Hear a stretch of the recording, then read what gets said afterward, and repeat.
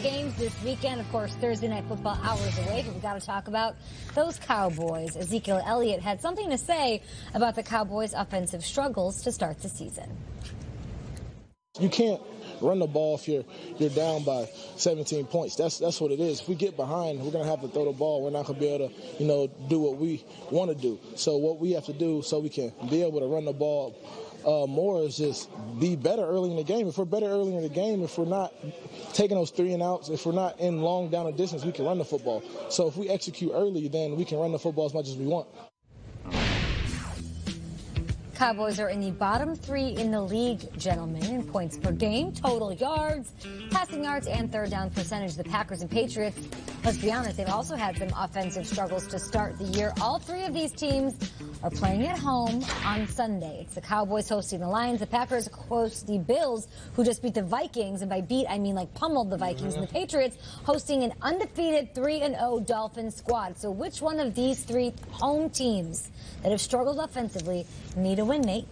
It's the Pats. You know, when you're looking at the Pats and the situation they're in, I mean, they're at that crossroads where we kind of expect them to kick it up during the end of the season, but if they have these losses so early in the year and then we start getting towards the middle of the year, all of a sudden they won't walk into the postseason where they have the advantage, and that's most postseason.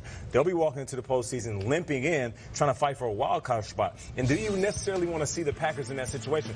Patriots, I'm sorry. Do the Patriots necessarily want to see themselves in that situation? I get it. They're always self-motivated. It's a different type of motivation. It's we're the best. Everybody's trying to take out the king. Have they ever been in a position where we're not the best and we're trying to fight for respect?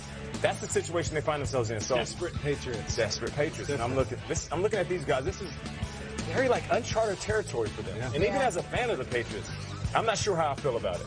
So the Patriots, they need a win bad. Kyle said that Brady's only had 3 straight losses once in his decorated career, which is just a fascinating stat. I'm looking at Dallas, though, because with the Patriots, there's this feeling of they'll get it right. Like, we've seen it, they'll get it right? At least there's that feeling of hope. And the Cowboys, I don't know if there's a feeling of they'll get it right. It's funny, I go on these blogs and these Twitter streams, and there's guys like Brian Brodus, who's like great down there in Dallas. And they're starting going like, well, why isn't Rico Gathers getting the ball? Like, that's what they're going towards. Yeah. Rico Gathers is a former basketball player from Baylor who might not necessarily know the offense. Like, they're grabbing straws. They're grabbing at straws. You know, we want to see, what was the kid? Blake Jarwin make a play. More Tavon Austin. Like, it feels like the Cowboys are in desperate mode right now because Ezekiel Elliott's going to get his. Like, I know Zeke will, and the Detroit Lions defense is bad against the run. He'll get his. But one of these other guys needs to step up. And if you fall down 1-3 in the way the NFC is so loaded, it could be a long season in Dallas. And I'll tell you what, Rico Gathers, as much as I like the kid, he's not going to be the one who's going to save you. It's got to be the coach, the quarterback, and the running back. And there's a lot on their shoulders. So I'm looking at the Cowboys. With Sean Lee now hurt, like, wow. I don't know. Cowboys, this could be desperation mode if they fall down 1-3. It's like, let's go to Rick in El Paso who wants more Rico Gathers. Rico Gathers. He's not saving you. Like, I'll bring it to radio as well for my team. I'm going to talk about the Green Bay Packers because I think they need to win bad. And I'll tell you why. We all remember the time that Aaron Rodgers started 1-2 and said, relax, okay? And everybody and every radio show in the world, they played their flock of seagulls and everybody had their jokes and it was great. And they rallied. This is where we're getting to the relaxed point here because I believe in the Packers. I believe they're a Super Bowl contender. You cannot lose at home against the Bills and Josh Allen. You can't do it. And here's the reason why. Super Bowls, and let's talk about Aaron Rodgers. Why doesn't he get back to a Super Bowl? Super Bowls are lost in September. When you lose in week 4 in September, that means you go on the road in the wild card round, the divisional round. And if you look at Aaron Rodgers, all these losses, it's at Seattle, it's at Arizona, it's at Atlanta. He always has to go on the road, and he loses. And why does he have to go on the road? Because of September and because of October. You have to win this game. This is a massive deal to set up the rest of the season goes, set up how his health goes, to set up the whole relax factor. The Packers lose this game at home to the Bills. That's a bad loss. It's not a tie. I don't care if Aaron Rodgers is banged up or not. It's like it feels like a must-win because they're not going to relax if they lose. They need it. Especially with how crazy the NFC is. You're right. Especially because Aaron Rodgers does not want to see the Bears at the top of the division. That's it. And especially because with the Patriots, I feel like we've seen them adjust before. There's even a theory out there that they just sort of go out there and mess with things in September and sort of figure it out for the rest of the season. Stephon Gilmore's not walking through the door with the Patriots. Josh Gordon isn't coming on and hanging out with Aaron Rodgers. Neither is Sony Michel, and he's not getting a guy like Julian Edelman back. That's going to happen for Brady. Brady's going to have those pieces sort of come together. Aaron Rodgers does have to put it on his shoulders, and it is what it is for him. So they have to get that win at home if they want him to get to the Super Bowl, which is this is the window for him. With the Packers, there's a stress. It feels like every day they're playing in a Super Bowl. Like Rodgers has to play week 2. It just feels like there's so much on every game with the Packers, and his knee is deteriorating. There's a lot of pressure on that guy. It feels like it's overwhelming right now. If anyone can handle it, it's him. But man, it's hard to say long term that the Packers, you're in a good spot right now. Yeah, not good. They cannot lose at home to those Bills. Those Bills feel in some kind of way, though. We'll get them. Going into week 4. Let's bring in Will Selva out in the newsroom in Los Angeles this morning with all the latest and the greatest. And you're speaking Spanish and doing highlights, apparently. Absolutely. Well, I'm doing an interview, and that's coming up in just a second at the end of my update. So you have to stay tuned for that. But we start with the team that Kyle was talking about that must win week 4.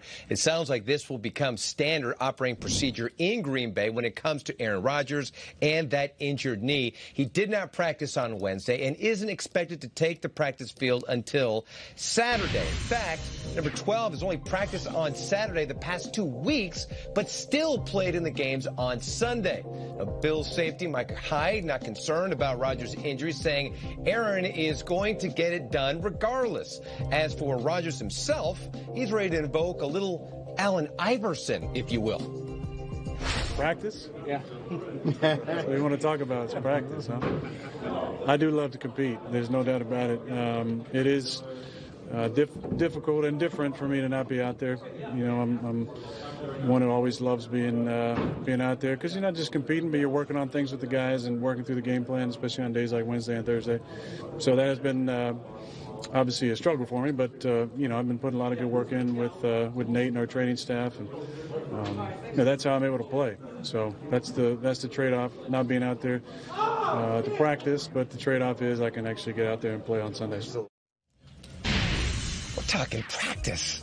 The Bills running game could get a boost on Sunday against Rodgers and the Packers. LaShawn McCoy limited in practice on Wednesday, but has said he will play in that game. McCoy dealing with a rib injury that cost him last week's game against the Vikings. LaShawn saying he has an urgency to get out there and get the run game going. Now, beside our first names, Giants offensive guard Will Hernandez and I have something else in common. Our first language is Spanish. Now, we spoke to each other for the Spanish language show Trend Zone, shown Tuesdays on Facebook Live. Here is a snippet. Comida mexicana favorita que no sea tacos. Yo diría que serían las enchiladas rojas, pero las enchiladas montadas con queso, crema y todo eso, pero también con unos huevitos fritos encima. The red enchiladas, you can't go wrong there with a little cream, a little salsa, and a little egg as well. Had a chance to talk to him for this Facebook Live show, and what a fascinating story he was. Grew up in Las Vegas. His first language was Spanish. Lived in one room with his family. Crazy. And then here he is making an impact. As a matter of fact, he is the highest graded rookie offensive lineman, I saw that, according to Pro Football Focus. So he's making an impact, and his Spanish is excellent. And we were talking about OBJ and everything.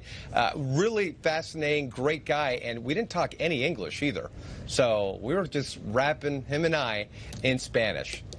So a lot of fun. That's awesome, man. Great job, Will. Very cool. Yeah, thanks. Outside of quarterback, Thanks. one of the more successful rookies to start the season here in 2018. Great stuff from Will Selva. Adios. We'll talk to you later. After the go to you. And hola to Todd Gurley. A tougher matchup against the Vikings defense than maybe he's had so far this season. So we're going to open up the textbooks, and Nate's going to break it down in a burlesque. Yes. I got you guys.